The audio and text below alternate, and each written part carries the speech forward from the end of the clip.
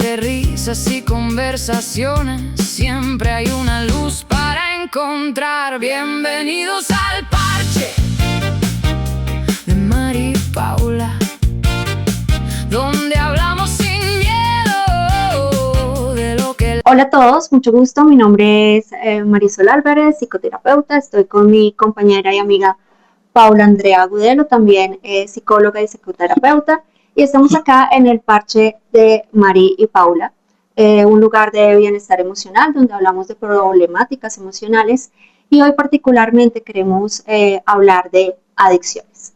Nos acompaña el día de hoy el doctor Jorge Mario Rubio.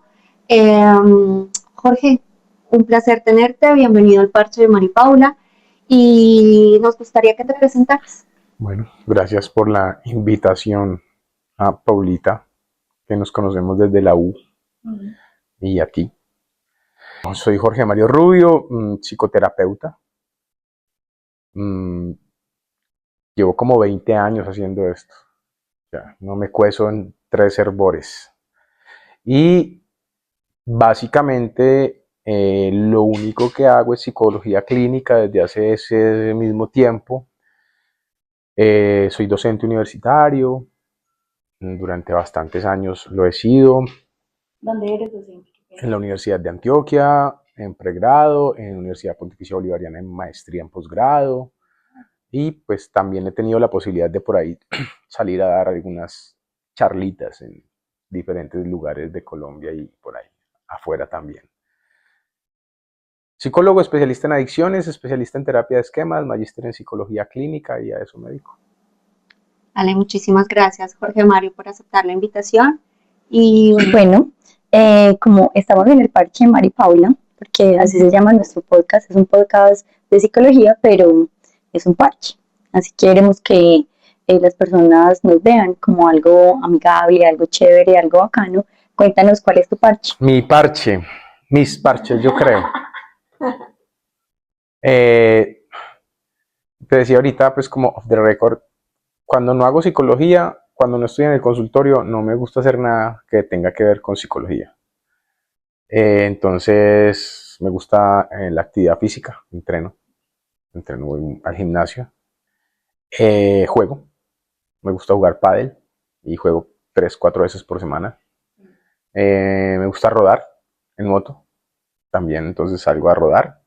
Me gustan los deportes, el fútbol, voy al estadio, de hecho, mañana voy para el estadio. ¿hincha de qué equipo? Del más grande de Colombia. Okay. Más grande de Colombia. Ok, Santa Fe. No, el más grande. El único que tiene 2 Copas Libertadores en este país. Okay. Y el 18, el único mayor de edad, el 18 veces campeón. Santa Fe fue el primer campeón, eso tiene su mérito. Okay. Sobre todo cuando eran 3 o 4 equipos, pero bueno, ahí vamos, ahí vamos. Okay. Me gusta mucho el fútbol, los deportes en general, los animales. Vivo con mi perra, mi perrita Aurita, y también Aurita trabaja conmigo en mi consultorio, y con mi gato Joselito. Parchar con mis amigos, a hablar, a veces ir al cine, comer, así parcho, relajado. Gracias Jorge Mario por contarnos tus parches. Y bueno, vamos a ir al grano. Y quisiéramos preguntarte qué realmente es una adicción y cuándo un hábito, un gusto, una preferencia cruza la línea a llamarle ya esto es una adicción. O sea, ¿cuál es esa línea? Digamos que por definición entonces una adicción es una condición en la que una persona ha perdido la capacidad de controlar la emisión de una conducta adictiva, los efectos que ésta genera, y que a pesar de saber que está generando un menoscabo, una alteración en su funcionalidad global en cualquiera de las áreas de la vida, la persona, aún queriendo, no puede dejar de emitir la conducta. Digamos que eso sería en la parte más técnica. Si vamos a ir a hablar de sustancias, entonces es cuando una persona consume una sustancia y el consumo de la sustancia está generando algún problema en su vida, en cualquiera de las áreas de funcionamiento, emocional, afectiva, académica, laboral, familiar, etcétera, y a pesar de tener esa problemática y de querer incluso no querer, no consumir o no tener esa problemática, tienen la dificultad para detener el consumo y detener los efectos que genera el consumo. Y está caracterizado básicamente por dos cosas, y es la tolerancia, que es la necesidad de aumentar la dosis para obtener el efecto deseado. También aplica a conductas adictivas no químicas. La tolerancia y el síndrome de abstinencia, que es la ocurrencia de una cantidad de signos y síntomas físicos y psicológicos que llevan al individuo a el craving, que es el deseo imperioso por consumir, que hace todo el proceso de planeación y consecución de la sustancia o de la conducta adictiva, y el síndrome de abstinencia, que genera muchísimo malestar físico y que se quita cuando la persona consume. Digamos que de manera más o menos abreviada eso sería una adicción. Porque cuando estás hablando de todo esto, yo creo que, resumiendo un poco, yo creo que la pérdida de libertad, ¿no? Bueno, lo que pasa es que si vamos etimológicamente, la palabra adicción viene de ahí, de adiccionare, y la adicción en la antigua Roma era la forma como se llamaban los esclavos, que no tenían la capacidad de elegir. Digamos que la adicción podría definirse como la incapacidad para definir si se emite una conducta o no, a pesar de las consecuencias que esto traiga. Entonces también se podría pues ver. Yo quisiera preguntarte algo, obvio que va muy relacionado con todo lo que hablaste, y es, está pues como la parte del ser adicto, ¿cierto? De adicto a algo. ¿Qué pasa neuroquímicamente en una persona que presenta adicción o tiene una dependencia? O no sé si las dos cosas sean lo mismo, adicción y dependencia. Tienen una diferencia, pero son muy similares. Neuroquímicamente, ¿qué pasa en el cerebro de una persona que tenga esto? Es que la dependencia, que es una sola, de un solo tipo, pero que para efectos académicos la explicamos como dependencia física y dependencia psicológica, es la necesidad que genera un organismo por neuroadaptación para mantener los niveles de una sustancia y funcionar equilibradamente, o sea, para mantener como la homeostasis, por así decirlo. Entonces, la adicción incluye a la dependencia. ¿Qué pasa en el organismo cuando hay una dependencia? Bueno, se generan una serie de adaptaciones que hacen que, uno, la persona cada vez quiera consumir más o necesite consumir más para obtener el efecto deseado, y eso se llama tolerancia, que es lo que pasa, por ejemplo, con el consumo de alcohol y lo que la gente comúnmente llama, o lo llamamos como la capacidad de aguante. Cuando tú empiezas a consumir licor, el alcohol es metabolizado por una enzima, que se me escapa el nombre en este momento, pero es la deshidrogenasa, y esa es producida en el hígado. Nosotros tenemos una capacidad de metabolizar cierta cantidad de alcohol en cierto periodo de tiempo. Cuando la capacidad de metabolizar alcohol que tiene el organismo es superada porque se consume más de lo que puede metabolizar, llega la intoxicación. En unos estadios iniciales de consumo, nosotros tenemos muy poquitas de esas enzimas. Cuando se empieza a tener contacto frecuente con el consumo, con la sustancia, el organismo empieza a producir más enzimas para poder metabolizar más. Como metaboliza más, se intoxica menos, entonces se aguanta más.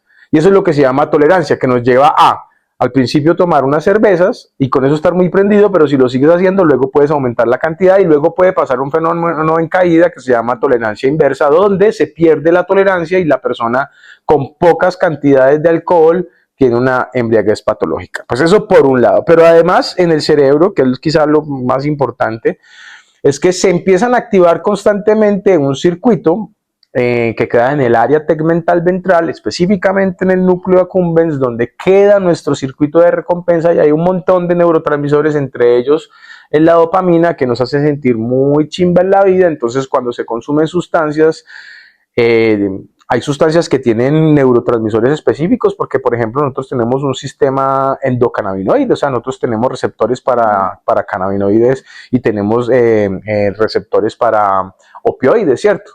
Entonces, pero hay otras sustancias, por ejemplo, la cocaína, no tenemos receptores de cocaína, ellos se adhieren de los receptores dopaminérgicos. Entonces, lo que hace es que hay como un bombazo de dopamina que hace que la persona experimente un placer, pero después pasa un fenómeno que se llama down regulation, donde se barre, pues después de haber experimentado toda esa bomba de dopamina, se bajan las catecolaminas y se siente un bajonazo emocional y eso muchas veces lleva pues como al consumo compulsivo. Entonces digamos que además como tenemos unas proyecciones dorsolaterales desde el núcleo accumbens hasta el prefrontal, eso afecta también la toma de decisiones. Esto es un campo pues en el que yo específicamente no intervengo porque es más de las neurociencias, yo soy psicoterapeuta, pero es necesario conocer que evidentemente sí, el consumo crónico de sustancias puede llegar a afectar funcional e incluso estructuralmente al sistema nervioso central, es decir, puede alterar las funciones y estar asociado a problemas de control de impulsos, obviamente la dependencia de sustancias, inducir estadios depresivos, de ansiedad, etcétera, etcétera. Y también podría estar asociado a infartos cerebrales, enfermedad cerebrovascular. Por ejemplo, hay una demencia por alcohol que se llama demencia Wernicke-Korsakoff y muchísimas otras alteraciones. Entonces, el consumo crónico de sustancias definitivamente sí podría llegar a generar alteración en el funcionamiento cerebral. O sea, yo no soy experta en adicciones, pero tengo una pregunta porque sí trabajo con personas que tienen dependencia emocional y es, ¿qué tan similar es neuroquímicamente una adicción a las drogas a una dependencia emocional? Neuroquímicamente pueden estar implicados los mismos neurotransmisores. Sin embargo, al no haber una sustancia que se ingiere, pues no necesariamente estás parecido, pero digamos que como no todo es neuroquímica, entonces contextualmente sí podríamos explicarlo. Una persona en una dependencia afectiva está constantemente en un ciclo de reforzamiento. Habría que ver qué tipo de reforzamiento es. Si es un reforzamiento a razón de intervalo fijo, intermitente, etcétera, etcétera. Eso es lo que explica muchas veces las dinámicas relacionales. Entonces, una persona que está con una dependencia afectiva habría que evaluar cuáles son las condiciones de la relación que están haciendo que, a pesar de no querer estar ahí o querer dejarlo, la sigue manteniendo enganchado, y para eso habría que ver pues cómo son los reforzadores, por así decirlo, las circunstancias que se están presentando de manera contingente para aumentar la probabilidad de emisión de respuesta. Serían términos psicológicos como eso, pero eso puede ser enredado. O sea, ¿qué es lo que hace que yo, a pesar de saber que tú me estás haciendo sufrir, sigo ahí y no puedo despegarme? Entonces, bajo una lente contextual o más bien conductista sería eso. Habría que analizar cuál es la cadena causal y cuál es el análisis funcional de la conducta para conocer los antecedentes y las consecuencias de las mismas. Ahora, emocionalmente hablando, o desde lo que yo intervengo ahora, que es la terapia de esquemas, habría que ver cuál es el ciclo modal que se está activando, cuáles son los motivos por los cuales tú, a pesar de estar en esa relación, sigues ahí pendiente, porque muy posiblemente estés actuando desde un esquema como por ejemplo el esquema de abandono. Entonces, cuando tenemos un esquema de abandono, la persona siente muchísimo temor a eso y puede empezar a tener conductas compensatorias o conductas de dependencia. Entonces, digamos que se puede parecer, sobre todo en las conductas, genera mucha ansiedad. Las personas con dependencia afectiva sienten mucha ansiedad cuando no tienen la seguridad de la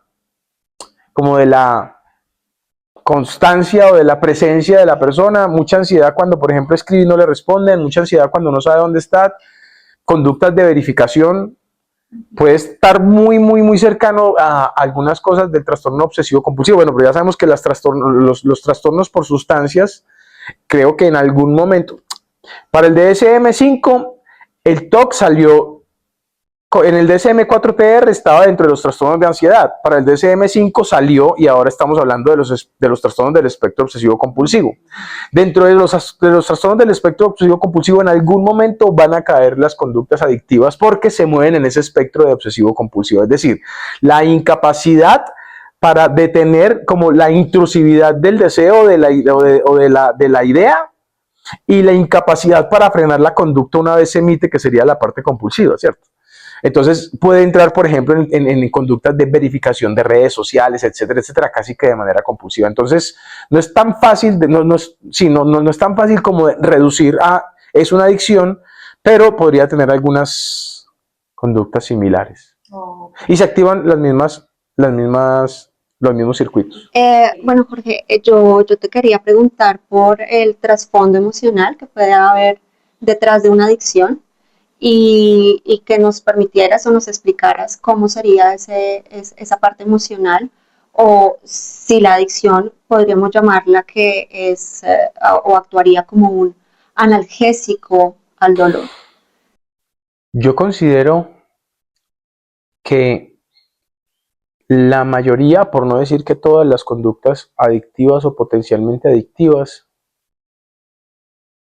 tienen como objetivo principal atender una necesidad emocional no atendida. Y traducido sería como, yo no creo que las personas simplemente cuando tengan cuando tienen una condición de adicción, y eso es algo que, bueno, eso hay otra pregunta más adelantico, que definitivamente no es una adicción, o errores como de la adicción. Sí. ¿Listo? Cuando tenemos la condición de adicción, entonces lo que se observa o el síntoma que se evidencia es el consumo. Pero para poder intervenir eso hay que conocer los antecedentes, y los antecedentes no se limitan solamente a edad de inicio de consumo, frecuencia, máximo tiempo de abstinencia, etcétera, etcétera, sino a los antecedentes de vida de la persona. Porque yo considero, bueno, para el paradigma de terapia de esquemas se considera que el consumo de una sustancia es un modo de afrontamiento. Un modo de afrontamiento es una estrategia que se desarrolla dentro del repertorio conductual del individuo para enfrentar ciertas cosas, que en algún momento fue útil. Porque si no hubiera sido útil desde el principio, no se repite. Es un principio de la teoría del aprendizaje skinneriano. Conducta que genera utilidad, que sirve, refuerza, por lo tanto, probabilidad de que se repita alta, ¿cierto? En este caso, las sustancias tienen además un potencial de placer, o sea, quien consume sustancias experimenta placer. Pero las sustancias y las adicciones en general tienen una característica, y es que tienen un doble mecanismo de reforzamiento, tienen un doble mecanismo de anclaje. Generan placer y quitan malestar, tienen refuerzo positivo y refuerzo negativo. Y las conductas que se instauran por doble vía de reforzamiento son difíciles de cambiar por reglas verbales, porque las reglas verbales no tienen la capacidad de modificar las conductas instauradas por contingencias. ¿Eso qué quiere decir? Que lo que yo vivo y experimento no va a ser cambiado por consejería. Por eso la mayoría de personas no dejan de consumir con consejos. Yo, en estos años de tratamiento, de trabajo con población con consumo de sustancias, no conozco el primer consumidor de sustancias que no haya sido sujeto de horas de cantaleta terapia por parte de la mamá, la mujer, los hijos, el abuelo, la abuela, el tía, el no sé qué. Y eso no funciona, porque se instaura por otras vías. Pero además de tener esas vías contingenciales, es decir, que experimenta que me genera placer y me quita algo, debajo de eso hay una vía emocional, hay un trasfondo emocional, porque el consumo de sustancias es lo que se ve, pero aquí hay un montón de cosas. Y eso casi siempre tiene que ver, en terapia de esquemas se llamaría las necesidades emocionales del grupo 1 o el dominio esquemático de conexión, que tiene que ver con las necesidades emocionales de amor, conexión, estabilidad, predictibilidad y pertenencia, donde tenemos 5 esquemas maladaptativos. Y el consumo entra a jugar como una variable que le permite, una variable mediacional, que le permite al individuo sobrevivir. Pero después, entonces entra como una solución a corto plazo. Pero es una muy mala solución. Y cualquier cosa que sea una mala solución, luego es un problema. Entonces, muchas veces, eso que tú usas para anestesiarte, para no sentir, o que te permite tener un modo autotranquilizador, para desconectar las emociones, luego se convierte en un problema, porque además cuando es una sustancia, estamos hablando de que las sustancias son una de las variables porque tienen unas condiciones químicas de su efecto sobre el sistema nervioso central que pueden potencialmente, en sujetos que tengan la vulnerabilidad, desarrollar adicciones. Y eso es lo que explica que no todo el que consume sea adicto, pero todo el que consume puede Llegar a ser adicto. podría llegar a desarrollar un patrón de abuso y dependencia, dependiendo de las vulnerabilidades individuales y de las variables contextuales que medien la probabilidad o no de que eso ocurra. Y esto se ha podido demostrar con algunos experimentos, por ejemplo, con gemelos idénticos, personas que tienen exactamente la misma carga genética, crecen en contextos diferentes, el uno desarrolla unos trastornos de conducta y el otro no. ¿Y qué pasa entonces si además son como una fotocopia? ¿Por qué no está? Bueno, porque el ambiente juega un papel importante. Entonces uno es criado o vive en un lugar donde hay disponibilidad para ciertas cosas. Y también fue explicado hace muchos años en el experimento del parque de diversiones de la rata, ¿cierto? Donde teníamos ratas de laboratorio, donde básicamente tenían una palanca con agua con cocaína y las raticas presionaban la rata para autosuministrarse cocaína hasta generarse sobredosis. Conclusión, la droga es mala, pero luego se replica ese mismo experimento, pero en esta nueva ecosistema, en esta nueva jaula, además de haber agua con cocaína, hay un montón de situaciones reforzadoras, rueditas para jugar, diferentes tipos de queso, raticas hembra y macho y tal, y entonces solamente una pequeña parte de la población se vuelve adicta. Esto explica las diferencias individuales también, solamente biológicamente, ¿cierto? Entonces tenemos entonces vulnerabilidades individuales biológicas y vulnerabilidades individuales psicológicas. Por eso el abordaje de la adicción requiere de una persona que sepa de la conducta adictiva. Jorge Mario, un poco nos contabas de estas reglas verbales en las personas que tienen adicción y que son tan difíciles de romper y que la cantaleta no sirve, ¿cierto? De no consumas, no fumes, no tomes. Entonces, ¿cuál sería la forma para abordar una adicción? O sea, ¿qué sacaría a la persona de una adicción? Como yo lo abordo hoy, es que yo no creo que una conducta defina a un individuo, sin importar lo disfuncional que sea una conducta. Es cuando una persona llega a mi consultorio, yo no veo un adicto. Yo veo un ser humano que tiene una condición. Y si tiene una condición, entonces no es permanente y estable, no es mandatoria, no define. Yo no soy adicto. Yo tengo una condición de adicción. Y eso que pareciera tonta, que es una regla verbal, por ejemplo, es una práctica de fusión. Porque cuando yo me separo, cuando yo no limito lo que considero de mí a una cosa, sino que empiezo a verlo fuera, lejos de mí, entonces eso no me determina. Entonces, por ejemplo, todo el trabajo con metáforas es muy importante. Trabajos de mindfulness, por ejemplo. Mucha terapia basada en compasión. Yo particularmente hago o trabajo desde la parte emocional, o sea, desde el reconocimiento de las necesidades básicas emocionales que esta persona históricamente no tuvo, no ha tenido cubiertas, que son las que hacen que hoy, nosotros no podemos cambiar el pasado de las personas. Pero, ¿qué es lo que explica que cuando yo te llamo a ti, tú no me contestas, yo reacciono a como cuando mis papás se separaron? ¿Por qué? ¿Por qué yo reacciono con ese nivel de intensidad? Pues porque hay una situación que ocurrió en la infancia y la adolescencia que no fue resuelta y dejó una huella emocional, por decirlo de alguna forma. ¿Por qué la terapia, a mi manera de ver, y esto también lo dice la terapia de esquemas, por qué la terapia tradicional verbal no funciona? Porque yo puedo entender que eso que yo creo que está pasando no está pasando. Pero tener la absoluta certeza de saber que eso que yo creo que está pasando no está pasando no cambia mi emoción, porque cuando yo viví eso, por neurodesarrollo, la estructura prefrontal no estaba lista, entonces yo no procesé esa información racionalmente, porque cuando mis papás o lo que sea que yo viví pasó, se separaron o tal, yo tenía 6 o 7 años, eso no pasó por el filtro de lo cognitivo o de lo racional del frontal, sino que todo fue procesado por la parte emocional. Si yo voy a intervenir hoy desde una regla verbal racional, es como hablar en chino a una persona que habla español. Lo que yo tengo que hacer es traducir eso para llegar a la emoción, encontrar la necesidad afectiva emocional, la necesidad básica emocional no cubierta y posterior a eso, hacer unas técnicas, aplicar unas técnicas y unas cosas para permitir algo que se llama reescripción o reparentalización positiva.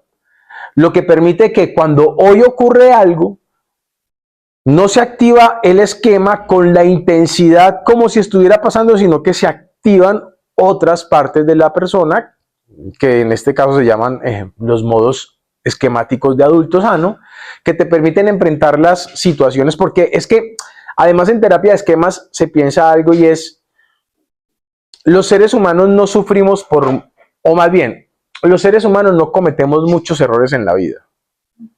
Cometemos muchas veces el mismo error.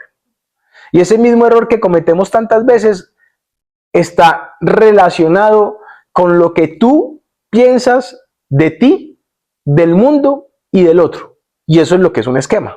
Una estructura cognitivo, afectiva, emocional, corporal, sensorial, etcétera, que guarda información sobre ti, sobre lo que crees que es el mundo y sobre lo que crees que es los otros y determina la forma como tú te relacionas. Por eso si eso se logra modificar, pero no solamente a nivel racional, entonces la persona va a empezar a actuar de otra forma. ¿Cómo se puede o cómo se interviene en adicciones? Viendo mucho más allá de la conducta problemática. Porque esta persona que consume también es padre, también es profesional, también es hijo, también es deportista, también es... Y cuando una persona a mí me llega a consulta, por ejemplo, cuando traen adolescentes, que es bastante común, que llegan en contra de su voluntad, un poquito presionados, no quieren. Y lo primero que yo como terapeuta hago es preguntarle, bueno, ¿cuándo fuman marihuana? ¿Por qué? No sé qué. Es perpetuar lo que ya han hecho otras cosas, en otras personas. La psicoterapia, al ser una relación, lo que busca es, precisamente uno de los objetivos es generar una relación que sea diferente, para que se generen condicionamientos diferentes. Porque las terapias todas son diferentes, pero al final todas apuntan a lo mismo, tienen unas bases similares. ¿Yo qué quiero? Que tú aprendas a relacionarte con una persona de una forma diferente para que no se sigan expresando las mismas conductas. Patterson lo llamaba conductas coercivas de bajo nivel, que son las conductas en las que se desaprueba constantemente el individuo y que hace que las relaciones en familia se pongan tensionantes y se alejen. Si yo llego a replicar eso mismo al consultorio, ¿qué va a pasar? Si yo llego a echarle cantaleta o darle consejería a una persona, ¿qué va a pasar? Pues va a reaccionar como históricamente ha reaccionado. ¿Cómo reacciona frente a la mamá o frente a la esposa o esposo cantaletosa? Ah, qué maricada, no sé qué, inmediatamente despliega el repertorio de conductas que se pone bravo, se va, tiene conductas de acting out, se aísla. Por tanto, entonces el approach tiene que ser diferente. Yo tengo que acercarme a la persona con trastorno por conducta de sustancias de una manera diferente para ver si acercándome de otra forma diferente puedo obtener otro resultado. Gracias. Bueno, Jorge Mario, gracias por toda esta información. Siempre cuando pienso en drogas, pensamos en drogas los terapeutas, o pensamos en esas familias, en esas parejas, en lo que hay detrás de esa persona que tiene una adicción. Por ejemplo, una familia, ¿cómo puede entender o saber que su hijo, su familiar, su persona cercana tiene un consumo de alguna sustancia o está presentando una adicción? Digamos que hay algunas cosas que ocurren comúnmente cuando, por ejemplo, un adolescente empieza a consumir sustancias. Hay que estar muy observador de cambios en patrones de sueño, duerme más o no duerme, patrones de alimentación. Llega de la calle y puta y acaba con todo lo que hay en la nevera, ¿cierto? Tiene la cometrapo. Es un efecto clásico de la marihuana por efecto en un neurotransmisor que se llama grilina, que actúa sobre la hormona de la saciedad. Duerme mucho, tiene un efecto sobre histamina, entonces también la persona duerme mucho.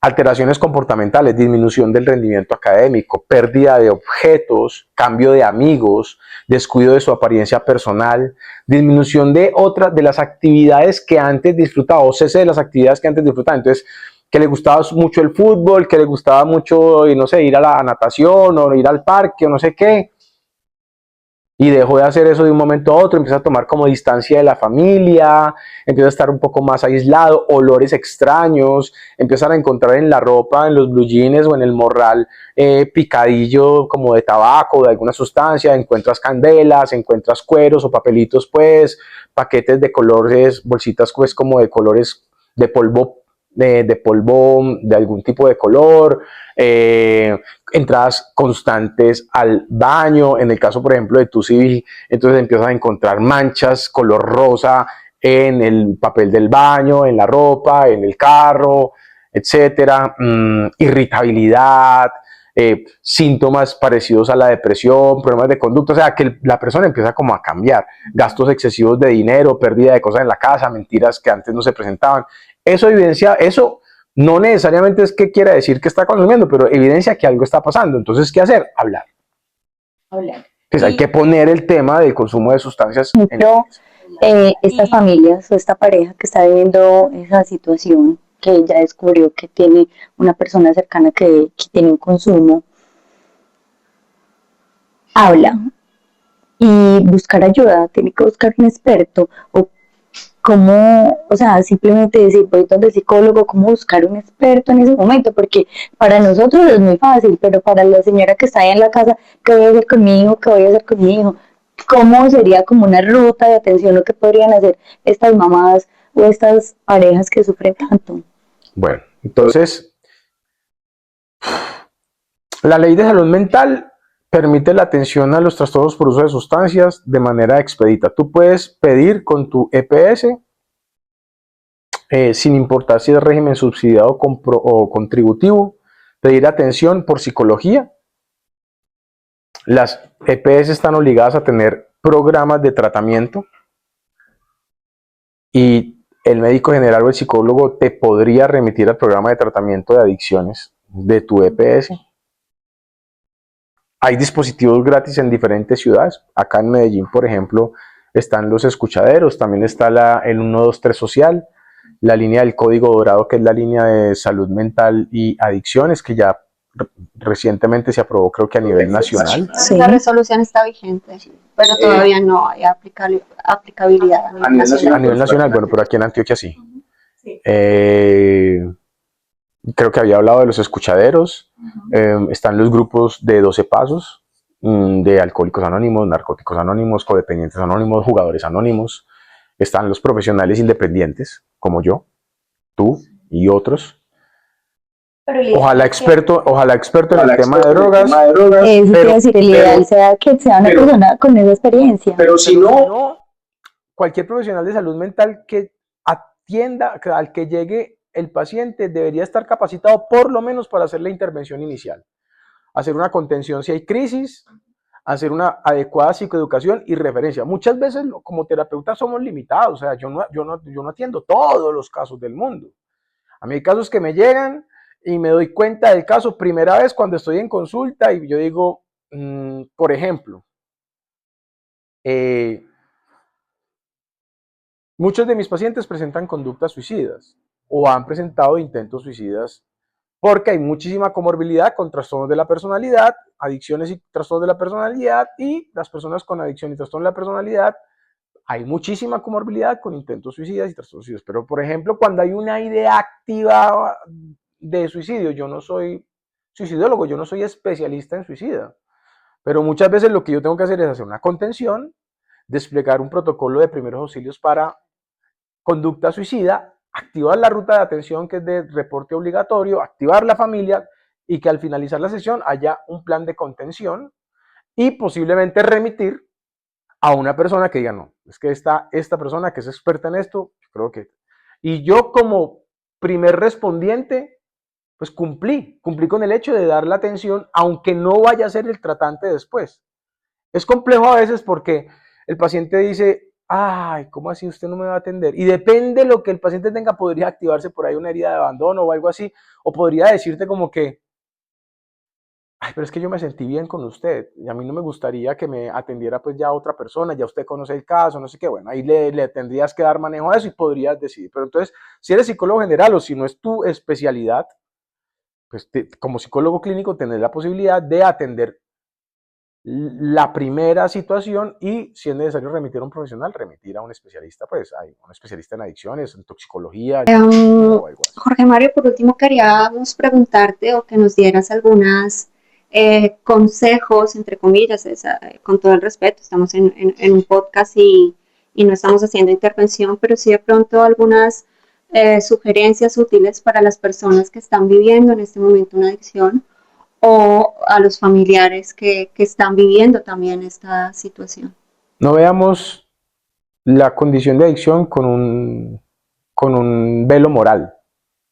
Pues no es una conducta moralmente castigable, ni mucho menos delictiva. Las posturas delictivas y moralistas pues han demostrado que no son eficaces. Es una conducta que genera mucho malestar y puede ser bastante desadaptativa y genera mucho dolor en las personas que rodean al adicto, ¿cierto? La persona con adicción. A veces la persona no quiere tratamiento, entonces muchas veces yo intento 2, 3 sesiones con el pelado que lo traen y el pelado no. Y yo trato de no cerrar la puerta con este chico y muchas veces lo que le digo, y siempre se lo digo delante del paciente, entra tu mamá y yo le digo, mira, definitivamente Juanito en este momento no quiere. Y yo creo que lo mejor es que trabajemos contigo. Entonces, si su familiar no quiere trabajar, no quiere hacer un proceso, pues hágalo usted. Porque si usted cambia, es muy posible que el contexto cambie, y si el contexto cambia, es muy posible que él vea la necesidad de hacer algo diferente. Pero si está en un patrón de codependencia, un ciclo de codependencia, y usted no hace nada por usted, muy posiblemente va a seguir ahí.